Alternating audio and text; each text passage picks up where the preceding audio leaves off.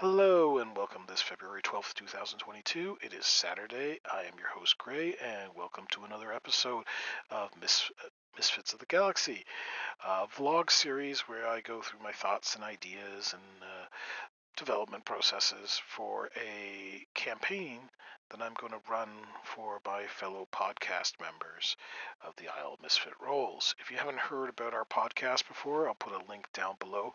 Additionally, we are transitioning slowly over to Twitch livestream, where we will be you'll be able to see this ugly mug as well as my fellow players as we continue our adventures in Vertes for season 2.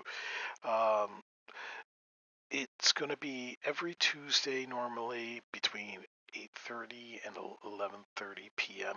Eastern Standard Time. And we'd really appreciate it if you jump in. The previous episodes will probably eventually end up here on YouTube. But until then, let's continue. So last week I mentioned that I invited Adam, who is one of my fellow podcast players. He plays Almus, the Githyanki Diviner Wizard in our Isle of Misfit Rolls game, to listen to these videos so that he could give me input and criticism and tell me what he wants to see in the campaign. And so I listened to a bunch of what he had to say, and I've been taking some notes, and I'm going to move forward with that in the future. Additionally, I'm taking some input about my lighting situation. Right now, it's not that bad because I got two computer screens with bright white light coming out of them, which clearly gives me a lot of light. It's a lot better than the light up above my head because that's a fluorescent bulb, and it just blazes down and creates a glossy reflection on my balding scalp. So that's no good. But the problem is when I'm playing in a Twitch live stream or what have you, and I have to switch from one screen to another, the brightness changes, and so there's a change in my appearance on the podcast, which I'm trying to rectify by getting a secondary light source. Hopefully, it will be here by game this week, and I get to play around with it a little. I digress, however. Let's get into the meat and the bones of the matter. Today, I'm going to be discussing dead magic zones briefly, as well as a species that has learned to not only survive but thrive amongst them. So, dead magic zones are, as I described previously, places typically where a lot of destructive, chaotic magic has been utilized to the point where it has damaged whatever you want to call it, whether it be the weave of Forgotten Realms, whether you want to just call it the source, whatever you want to call it. It is altered reality in a fundamental level that magic simply no longer works there the way it's supposed to. Sometimes these zones can heal over time, but oftentimes they are left as permanent scars and fixtures upon the landscape for thousands upon thousands of years. Most people avoid them since magic is a way of life on many worlds. However, some people use it to their advantage since scrying and similar methods cease to function within their boundaries. That's on a planetary scale. You'll find them on worlds like Forgotten Realms, Toril, as well as you'll find it in Eberron and the like, as well as numerous worlds throughout the Misfits of the Galaxy campaign setting. However, beyond that, there are dead magic zones that function on a more cosmic scale. When I mean cosmic scale, I mean like these are dead magic zones that are like invisible nebulas of completely devoid of magic that swallow up entire star systems and like keep them trapped in a dead magic region of space for hundreds, thousands, perhaps even millions of years. This can cause an entire society to collapse in upon itself, as most societies are completely dependent on magic and magical or magitech or magic, aka magic technology devices, in order to exist. Not to mention space travel just does not work within these regions of space due to the way that many of the starships have been designed. This, of course, is not necessarily the rule. It is a guideline. One race in particular who has existed within a dead magic zone for thousands upon thousands of years and yet has learned to not just survive but thrive in it are the Tinker Gnomes of Nebellion. So if you are thinking to yourself, Tinker Gnome sounds a bit familiar, where's that from? Well, rather than using Star Gnome or Space Gnome or whatever the dark matter system uses, I decided to call them Tinker Gnomes. A little bit of a tip of the hat, an homage to Dragonlance, The World of Kryn by Margaret Weiss and Tracy Hickman, where uh, they had this gnomish species called tinker gnomes that were scientifically and technologically driven and obsessed over building devices and that, but they lacked the ability to use magic. That was part of how they were created in that setting. In this particular world campaign setting, however, it is because they live in a dead magic zone, or at least they did, um, for thousands upon thousands of years. There's like legends and stories, and before like an accurate assessment of their history could be recorded, of a time when magic existed on the world of Nebellion, but it hasn't for since basically the inception of gnomish society there. Nonetheless, through science and technology, they have created a prominent society that like a thriving society that's in a post scarcity period where everyone's provided with food, clean living conditions, medicine, education. All these can be provided freely to every citizen of Nebellion. However, despite all this, the gnomes have always been driven to push forward, push the boundaries of science and technology and engineering and all that. And that would eventually lead them to discovering the remains of a spaceship that had been preserved deep within the mantle of their world, which they simply called initially the Silver Disk. This thing stretched almost as far across as a city. It was just ginormic. Like, just they couldn't comprehend how something this big had once traveled the stars.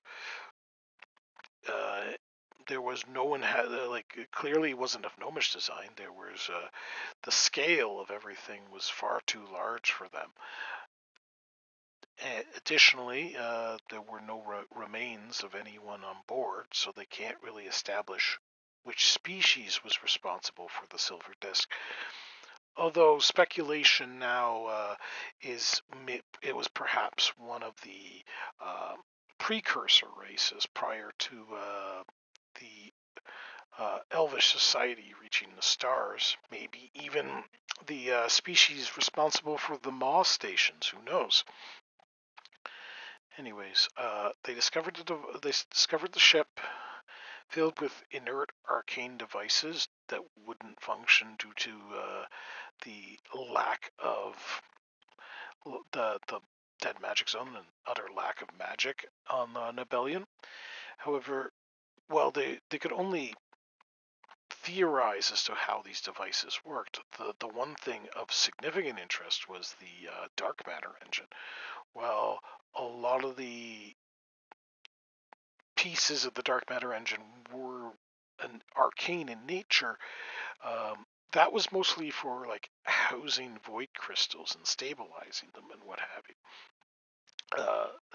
A lot of the acting principles of the Magitech for the Void engine can still function within a dead magic zone, but because like the I guess the field around the void crystals destabilizes and what have you, you end up dead in the water as the void crystals like just break down, uh, and no longer being able to maintain cohesiveness in a dead magic zone. So studying this, they concluded how these engines kind of worked.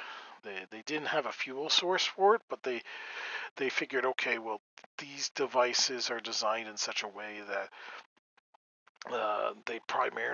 they're meant to contain a small but extremely powerful power source, which ends up powering up these engines, right? So with that kind of understanding, it took them about a century or so, just 100 years, to reverse engineer the technology and develop their own crude but effective dark matter engines in a dead magic zone. Fuel, as I said before, proved to be a greater obstacle, as most of the time void crystals form in dense magical pockets or around the edges of a black hole, where the pressure and gravity condenses magic to the point that it creates the void crystals. That wasn't possible in a dead magic zone, hence they had to find an alternative power source. They managed to use some of the power sources they had at their disposal to get the reactors and the engine online. It was nowhere near as powerful as the traditional dark matter engine, but it allowed them to get beyond their star system and out into the further in reaches of space. And from there, they actually managed to get out of the dead magic zone and to the nearest Moss station, where they made contact with the countless other species throughout the galaxy. So gnomes are kind of bizarre in the sense that like most of the devices and inventions and technology they use is function 100%, almost 100% of the time in dead magic zones, because none of it's based off of magic whatsoever. Even the dark matter engines they're using nowadays um, are mostly like 9 times out of 10 there's no magitech involved in them. They're not as powerful, definitely not as efficient as a magitech matter engine, but as the gnomes continue to develop their technology and what have you, eventually they'll be on the same level, if not surpassing the dark matter engines that exist in the present day. Because when they got to the nearest Moss station and got in contact with the countless other species throughout the universe or the galaxy as a whole, at large, and they discovered that magic exists, while at first many of them were intimidated, the gnomish desire to understand and study and take apart things eventually overwhelmed any apprehension they might have, and they started leaving their homeworld in droves, so that they could study this wondrous new thing that kind of, not only did it break what they knew of the laws of physics and what have you, but in addition to that, it created all these new wondrous things they could study and discover. At this point in time, the gnomish homeworld of Nebellion, still in the dead magic zone, almost all of its manufacturing has been dedicated to building starships in orbit of the planet, and at this point, nearly 75% of their population has left the homeworld of Nebellion. Most of them exist in what's called the Gnomish Flotilla fleet, which is a hodgepodge of gnomish ships as well as ships they've purchased or acquired from other species, where millions upon millions, perhaps even billions of gnomes li- live in this flotilla fleet that is close enough to their homeworld that they can welcome newcomers from their homeworld as the ships slowly depart, but far enough away that they won't be impacted by the dead magic zone. Uh, the flotilla fleet is slowly meandering now its way across the galaxy, seeking not necessarily quite possibly a new home for the gnomes, one that they can have access to magic in. That they've discovered some of their distant kin on other worlds,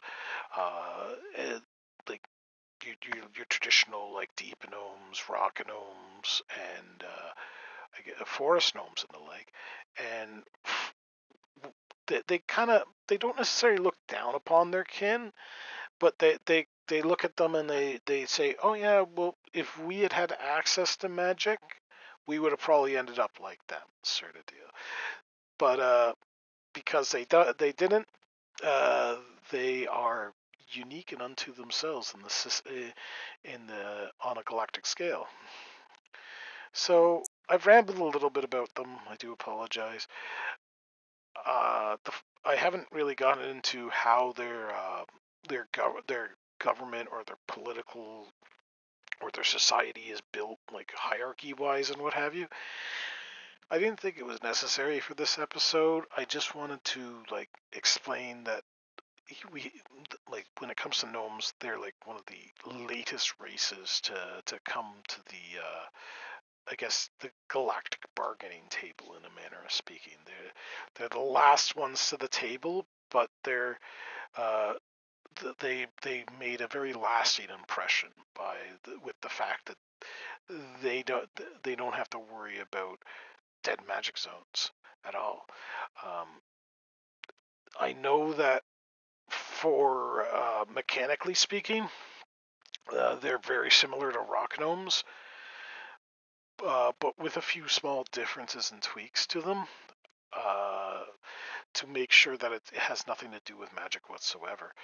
Additionally, there will be, I think, if I recall, I think it's 3 classes for the system that specifically are going to be linked to working in dead magic zones beyond just like, of course, a fighter swinging around a sword can work in a dead magic zone. Same with a barbarian, rogue, and all that.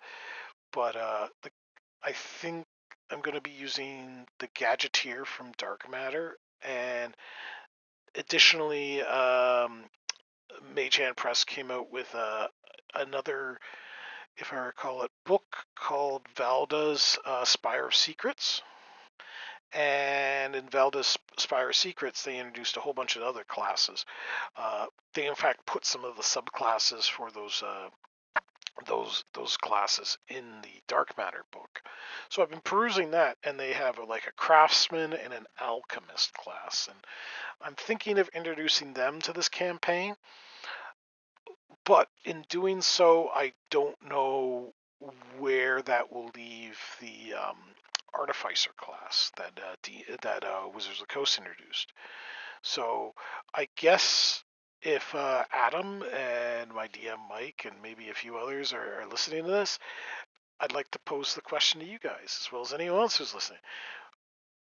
Do you think I should supplant the Artificer class with the Craftsman, Alchemist, and Gadgeteer, or I'm more than willing to like give you free access to like the information you need to about these classes. Although I'd much prefer that like yeah you get it from Mage Hand Press directly. I'm fairly certain they got like free downloads for like the basics of those classes.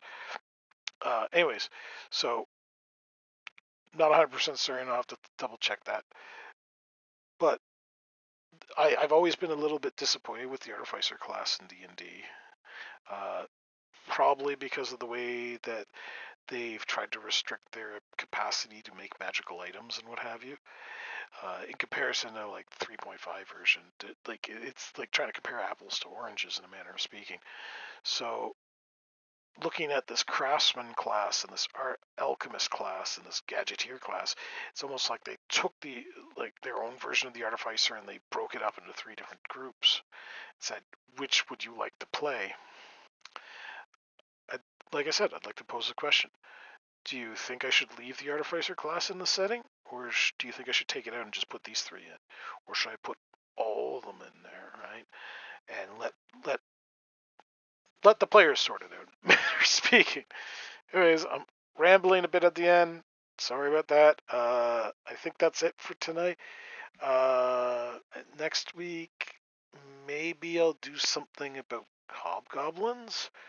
Yeah, Tavrick's a hobgoblin. That'd be a cool thing, a cool subject to discuss. Maybe something has happened to the Burning Legion that he's part of. Maybe I can come up with something for that. Anyways, till then, may your D20s always be a critical. Take care.